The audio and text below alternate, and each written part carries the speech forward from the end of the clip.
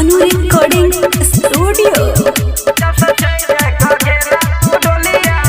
नींद उड़ा देला हमर रनिया गे जब सोचे ढक गेला तू डोलिया गे। नींद उड़ा देला हमर रनिया गे जब सोचे ढक गेला तू डोलिया गे। राइतो में आबै नै छो निंदिया गे राइतो में आबै नै छो निंदिया गे जब सोचे ढक गेला तू डोलिया गे। नींद उड़ा देला हमर रनिया गे जब सोचे ढक गेला तू डोलिया गे। नींद उड़ा देला हमर रनिया गे मधुबनी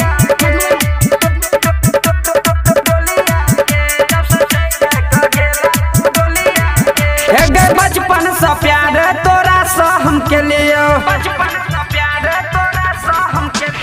बचपन से प्यार तोरा से हम के लियो। कर देला दिल हमर लाजो नहीं भेलो।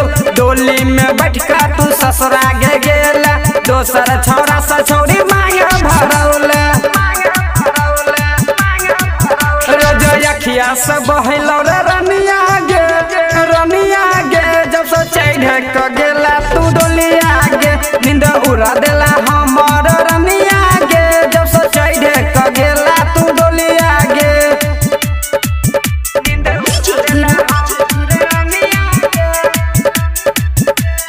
मधुबनी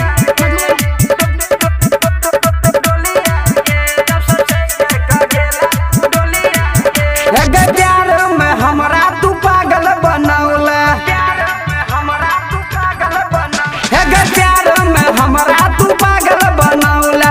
राइटर लक्ष्मण प्रजापति के संग गेला। दीपक दीवान के प्यार भूल गेला। शादी केला छौरी तू नहीं बतौला।